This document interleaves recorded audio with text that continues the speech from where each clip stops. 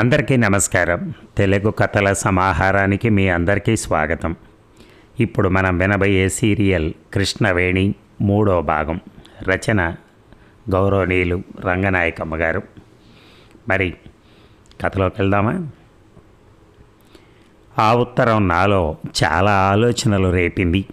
తనేదో వేదన ఉంచుకున్నాడు మనసులో. చాలాసార్లు చూచాయిగా అన్నాడు, కానీ వివరించింది లేదు. కారణాలు ఏముంటాయో చెప్పందే ఎవరికైనా ఎలా తెలుస్తుంది? నా రాతలో ఎన్ని వంకరలుంటాయో భగవంతుడికి తెలియాలి అంటాడేమిటి? చదువుకున్నవాడు, ఉద్యోగి, లోటు ఏమిటి అతనికి? ఎందుకు ఇలా దిగులు పడిపోతాడు? మాధవ్ అంటే చెప్పుకోలేని ఆప్యాయత కూడా చిగురించింది ఆ క్షణాల్లోనే. క్షణక్షణానికి నా మనసులో చిత్రమైన మార్పులు ఇస్తున్నాయి. అతని వేదన ఏమిటో నాకు తెలియకపోయినా చనువున్న ఆప్తురాలిగా ఏదో ధైర్యం చెప్పాలనుకున్నాను. నేనంటూ ఒక స్నేహితురాలిని ఉన్నాను అని నచ్చ చెప్పాలనుకున్నాను. ఆలోచనలతో నిద్ర రాలేదు. లేచి చదువుకోపోయాను. మనస్సు పోలేదు. అయినా పరీక్షలు సమీపిస్తున్నాయి. శ్రద్ధగా చదువుకోమని మాధవ్ కోరిక. ప్రశాంతంగా 1 గంట చదువుకొని పడుకున్నాను. మర్నాటి ఉదయం వదిన పూలు గుచ్చుకుంటూ ఉంటే, ఇవాళ నుంచి రోజు నాకు 1 మాల ఇవ్వాలి వదిన అన్నాను. ఏమిటి మార్పు? ఇంతలో రాదనుకున్నాను, అన్నగారు వచ్చే వరకు అంది వదిన నవ్వి. పోనీ ఇప్పుడే వచ్చారనుకోకూడదు అన్నాను. మాకు తెలియకుండానా? అలాంటి శుభవార్తలు ఏమైనా ఉంటే చెబుదు. సరే కానీ సాయంత్రం నుంచి మనము తోట పని చేస్తాం. అయ్యో, అందుకే కాబోలు ఈ మధ్య గులాబీ మొక్కలు రెస్ట్ తీసుకుంటున్నాయి. మరే రేపటి నుంచి నేను చేయి పెడితే గడ్డి మొక్క కూడా గులాబీలు పూస్తుంది. వదిన నవ్వి పూలు నా జడలో సర్దింది. ఇక ఆ రోజే శాంత వస్తున్నట్టుగా ఉత్తరం వచ్చింది. అది అత్తవారింటి నుంచి 2వ సారి వెళ్ళి రావటం. దాదాపు 7-8 నెలలుగా వస్తోంది. ఆ సంతోష వార్త రేణుకు తెలియజేశాను. అది ఉత్తరం రాసింది నేనైతే జవాబు నీకన్నమాట అంటూ నవ్వి, దాన్నే అడుగు అన్నాను. మర్నాడే శాంత వచ్చింది. ఒకరినొకరం చూసి నవ్వుకోటాలు, చిట్టిపొట్టే పరామర్శలు అయ్యాయి. శాంత వాళ్ళమ్మ 3 కాఫీలు, పళ్ళెంతో పలహారాలు ఇచ్చి వెళ్ళింది. రేణు శాంతతో, ఇది తట్టెడు పూలు, అర్ధన కాసంత బొట్టు ఎందుకు పెట్టుందో అడగవే శాంత అంది. శాంత నవ్వింది. కానీ నాకు కోపం వచ్చింది రేణు మీద. ఆడవాళ్ళు పూలు బొట్టు ఎందుకు పెట్టుకుంటారో నీకు తెలియదేమో, శాంతకు తెలుసులే అన్నాను. రేణు నవ్వుతూ, కోపం దేనికే, ఇన్నాళ్ళు నీ ఆడతనం ఏమైపోయింది అంది. అయితే ఇప్పుడు ఎందుకు పెట్టుకున్నానంటావు అని ఎదురు తిరిగాను. అది నాకెలా తెలుస్తుంది? అందుకే శాంతను అడగమన్నాను అంది అది. ఏమిటి రేణు దాన్ని వెటకారాలు చేస్తావు? అదేమో చిన్నపిల్ల అనుకున్నావా అంది శాంత. దాంతో తర్వాత నాతో సరదా కంటే దాంతో ఏమిటో కానీ నీ కలం స్నేహితుడు కబుర్లు ఏమైనా చెబుదో కృష్ణవేణి అంది. నీకు తెలియనివే ఉన్నాయి, అన్నీ ఆవిడే నీకు జారవేస్తుంది కదా అన్నాను. అవుననుకో, అయినా నువ్వు కొన్ని చెప్పు. అతను ఫోటో పంపాడా? లేదు, పంపుతా అన్నాడు. మీరు అసలు ఉత్తరాల్లో ఏం విషయాలు రాసుకుంటారు? పెద్దగా విశేషాలేముండవే, ఏదో అతను రాస్తాడు, జవాబిస్తాను. అలాగే ఇక్కడ విశేషాలు ఏమైనా నేను రాస్తే అతను జవాబు రాస్తాడు, అంతే. నాకు తెలియక అడుగుతాను, కలం స్నేహం అంటే ఇలా సొంత గొడవలు రాసుకుంటారా? ఏవో కొన్ని సమస్యల వంటివి తీసుకుని ఒకరికొకరు అభిప్రాయాలు తెలియజేసుకుంటారంటారు, చర్చలు జరుపుకుంటారంటారు కదా. ఏమో ఇంతవరకు అదేం లేదు మరి అన్నాను దోషిలాగా. రేణు, ఇది కలం స్నేహం కాదులేవే శాంత, ప్రణయ స్నేహం అది. అందుకే వీళ్లకు ఊళ్ళో గొడవలు ఏవి అక్కర్లేదు అంది నవ్వుతూ. నాకు బాగా కోపం వచ్చింది. వేళాకోళం అంటూ మితిమీరి మాట్లాడుతున్నావు రేణు. చూడు శాంత ఇది అన్నాను కోపంగా. శాంత ఏం చేస్తుంది? వాళ్ళొచ్చి రోజు నేను చూడటల్లా నీలో ఎన్ని మార్పులు వస్తున్నాయో నీకు తెలుసా? ఎంతమంది మగవాళ్ళు లేరు మనకు స్నేహితులు. ఆ మాధవ్ అంటేనే నీకు అంత మక్కెందుకు, మక్కువ? శాంత, ఇది మొదటి 2 రోజులు పార్క్కి వెళ్ళినప్పుడు నాకు మాట మాత్రం కూడా చెప్పలేదే. ఉత్తరాలైనా అన్నీ చూపించదు, ఎందుకో ఆ దాపరికం అడుగు ఒకసారి. రేణు ఫిర్యాదులు చేస్తుంటే నేను మామూలుగా బొగ్గన చేయి పెట్టుకుని వింటూ కూర్చున్నాను.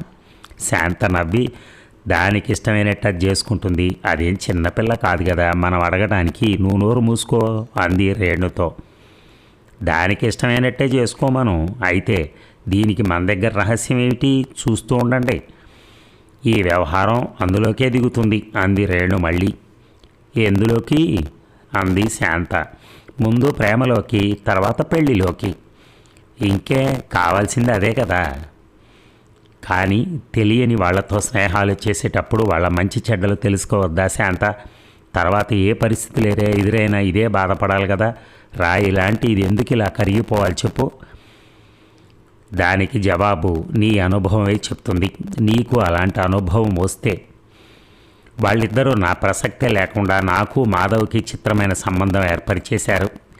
కాదని నేను వాదించుకోదలుచుకోలేదు. కాబట్టి అక్కడతో ఆ చాప్టర్ ముగిసింది. తర్వాత కబుర్లలో శాంత వాళ్ళ ఆయన కబుర్లు దొరిలాయి. ఇప్పుడు ఎలా ఉందేమిటి మీ ఆయన పరిస్థితి అన్నాను. కొత్తగా మారేదే ఉంది, ఎప్పుడూ ఒకటే. కానీ కృష్ణవేణి, ప్రతి వ్యక్తి జీవితంలో ఒక్కసారైనా పవిత్రంగా గాఢంగా ప్రేమించబడాలంటానే. తర్వాత అది నిలిచినా పోయినా అసలు ప్రేమ అంటే ఏమిటో హృదయానికి తెలియాలే. లేకపోతే ఈ జన్మకి సార్థకతే ఉండదే. మనం ఒకరిని ఇష్టపడటం గొప్ప సంగతి కాదు, ఒకరు మనల్ని గాఢంగా ఇష్టపడటమే గొప్ప సంగతి. మనమంటే తనకన్నా మిన్నగా ఎంచుకునే వాళ్ళు ఉండాలి. అంతటి అదృష్టం అందరికీ దక్కదు, కొందరికే దక్కుతుంది అంది ఎంతో ఉత్తేజంగా. శాంత మాటలు వింటే సరోజ గుర్తుకొస్తోంది. అవును శాంత, సరోజ వంటి వాళ్ళు మరణించిన చిరంజీవులే అన్నాను. ఆ రోజంతా రేణు నేను శాంత దగ్గరే గడిపి సాయంత్రానికి ఇళ్ళకి చేరుకున్నాం. ఆ రాత్రి మాధవ్ గురించి తీవ్రంగా ఆలోచించాను. రేణు ఏదో అందని కాదు, అది అంటగట్టిన సంబంధంలో నిజం లేదా? మాధవ్ని కేవలం ఉత్తరాల స్నేహితుడిగానే భావిస్తున్నానా? అతనితో ఎటువంటి సంబంధాలు ఏర్పరచుకోవాలని కోరుకోవటం లేదా? అతనితో స్నేహం పెంపొందించుకోవాలని నిజంగా అనిపించటం లేదా? నన్ను నేనే నిలదీసి ప్రశ్నించుకున్నాను. కానీ నాకు నేనే జవాబులు చెప్పుకోలేకపోయాను. రేణుని దబాయించిన నేను నా అంతరాత్మని మభ్యపెట్టుకోలేకపోయాను. మాధవ్ అందరి వంటి వాడు కాడు అనిపించింది. నా దృష్టిలో మాధవ్కి ఏదో ప్రత్యేకత ఉంది. ఆ రాత్రి మాధవ్కి ఆ ఉత్తరం అంత విపులంగా ఎలా రాశానా అని ఎన్నోసార్లు అనుకున్నాను. తన ఉత్తరానికి జవాబు వెంటనే రాయలేకపోయినందుకు క్షమాపణ కోరాను. తన కోరికగా రోజు పువ్వులు కుంకుమ అలంకరించుకుంటున్నానని తెలియజేశాను. శాంత వచ్చిందని, చాలా సరదాగా గడిపామని, జరిగిన సమాచారం అంతా పోసగుచ్చినట్టు రాసేశాను. కానీ మాధవ్, నా ప్రసక్తి లేకుండానే వాళ్ళిద్దరూ ఎందుకు అటువంటి నిర్ణయానికి వచ్చారో అర్థం కావట్లేదు. చిత్రంగా ఆ రేణు మనకు లేనిపోని సంబంధం అంటగట్టింది. వాదించలేక ఊరుకున్నాను. మీరైతే ఏం సమాధానం ఇస్తారు మాధవ్? క్రిందటిసారి మీరు రాసిన ఉత్తరం కూడా చాలా గుంభనంగా తోచింది. మీరేదో మనసులోనే ఉంచుకుని మదన పడతారు. స్నేహితురాలుగా మీ కష్ట సుఖాలు తెలుసుకోదగనా నేను అని ఎటువంటి విషయాలైనా అడగకుండా ఉండలేకపోతున్నాను. మరొక్క విషయం, నన్ను అపార్థం చేసుకోరనే నమ్మికతో మనసులో మాట వెల్లడిస్తున్నాను. రోజూ నీ ఫోటో చూస్తూ ఉంటాను, అంతటితో సంతృప్తి పడతాను. దేనికైనా భాగ్యం ఉండాలి కృష్ణవేణి అని రాశారు మీరు. మీరు అనుకున్నది భాగ్యమే అయితే అది మీకు అందనిది కాదు మాధవ్. మీరేది మాట్లాడినా దాని గూఢార్థాలు నాకు బోధపడటం లేదు.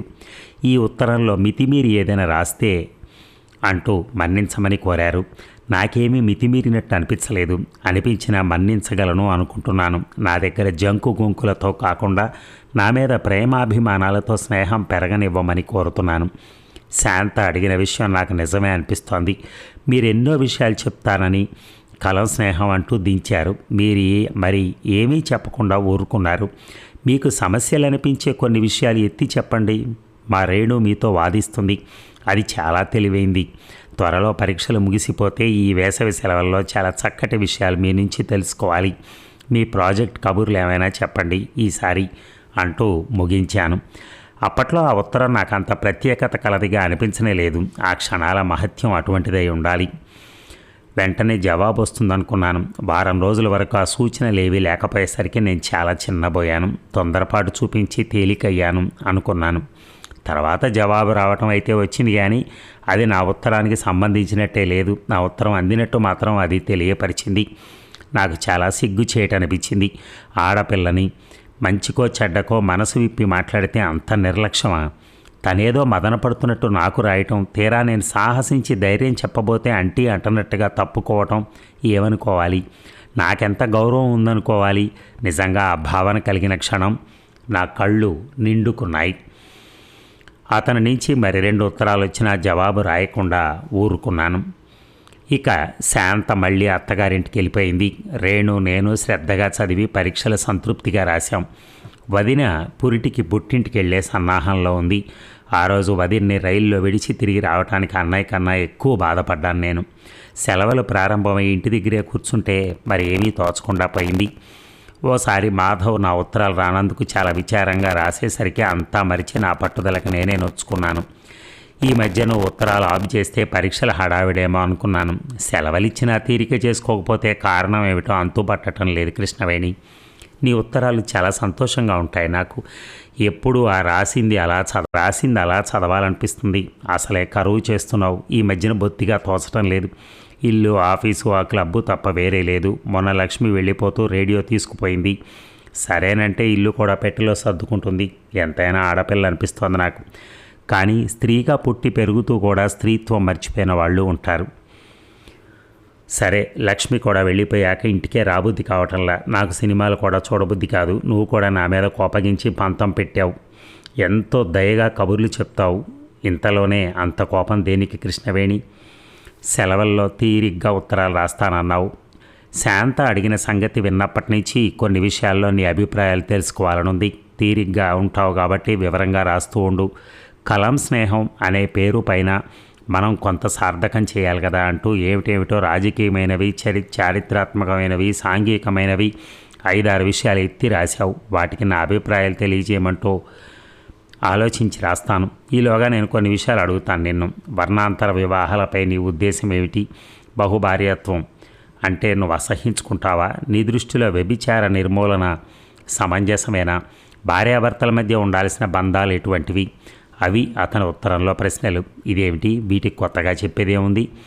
ఆ ఉత్తరం నాకు కొంత పని కల్పించిందని చెప్పుకోవాలి. వెంటనే రాశాను. త్వరలో ఆలోచించి జవాబు రాస్తానని, ఏమీ అనుకోవద్దని. తర్వాత వరుస ఉత్తరాలు చాలా రాశాను. వర్ణాంతర వివాహాలంటే మా ఇంట్లో కానీ నాకు కానీ ఎటువంటి అభ్యంతరాలు, అయిష్టాలు లేవు. అన్నయ్య పెళ్లితో అమ్మ నాన్న అంతా చిత్రంగా మార్పు తెచ్చుకున్నారు. వదినది మా కులం కాదు. అన్నయ్య అభిప్రాయం విన్నప్పుడు నాన్నగారు మండిపడ్డారు. అమ్మ ఉపవాసాలు ప్రారంభించింది. ఇల్లు నిశ్శబ్దంగా శ్మశానంలా తయారైంది. అన్నయ్య ఏదీ లెక్క చేసేవాడు కాదు. కట్టుగుడ్డలతో వెళ్ళి పెళ్లి చేసుకున్నాడు. ఆస్తిపాస్తులు దక్కవని కానీ ఇంట్లో నుంచి పొమ్మని కానీ పెద్దవాళ్ళు అనలేదు. కానీ కోపాలు పట్టుదలలో మరిచి వదిన్ని తీసుకొచ్చేసరికి ఏడాది దాటింది. ఇంట్లోకి వచ్చిన అమ్మాయిని తన కోడలు కానట్టుగా ఎంతో ముభావంగా ఉండే అమ్మ రాను పోను వదినను చూస్తూ మనసులో కరిగిపోయింది. అత్తయ్య అనే పిలుపుకు తగ్గిపోయిందేమో అనిపిస్తుంది నాకు. అప్పుడు నాన్నకి అమ్మకి ఇప్పుడు వదినంటే ప్రాణం. వర్ణాంతర వివాహాలంటే నాకు వేరే ఉద్దేశాలు ఏముంటాయి? అన్నయ్య ఉపన్యాసాలు విని ఆ విషయంలో కొన్ని అభిప్రాయాలు స్థిరం చేసుకున్న దాన్ని. ఇక్కడ అక్కడ దొరికిన పుస్తకాలు కూడా కొన్ని చదివాను. సృష్టి ఆదిలో ఎటువంటి వర్ణాలు ఉండి ఉండమంటారా రచయితలు. రాను నిత్యావసరాల కోసం ప్రజలంతా వేరు వృత్తులు స్వీకరించి వంశపారంపర్యం వాటిలో నిమగ్నమై వాటినే జీవనాధారాలుగా చేసుకున్నారు అంటారు. ప్రతి ఇంటా కుల వృత్తులే సాగే కాలంలో అన్ని విధాల భార్యాభర్తల సహజీవనానికి సహకారానికి కుల వివాహాలే అత్యవసరమయ్యాయేమో కానీ కుల వృత్తులే మారిపోతున్న ఈ కాలంలో ఇంకా కులాల పట్టింపెందుకు? అదండి మరి. తరువాయి భాగం మనం ఇంకొక 10 నిమిషాల్లో, పావు గంటలోనో విందాం. Thank you.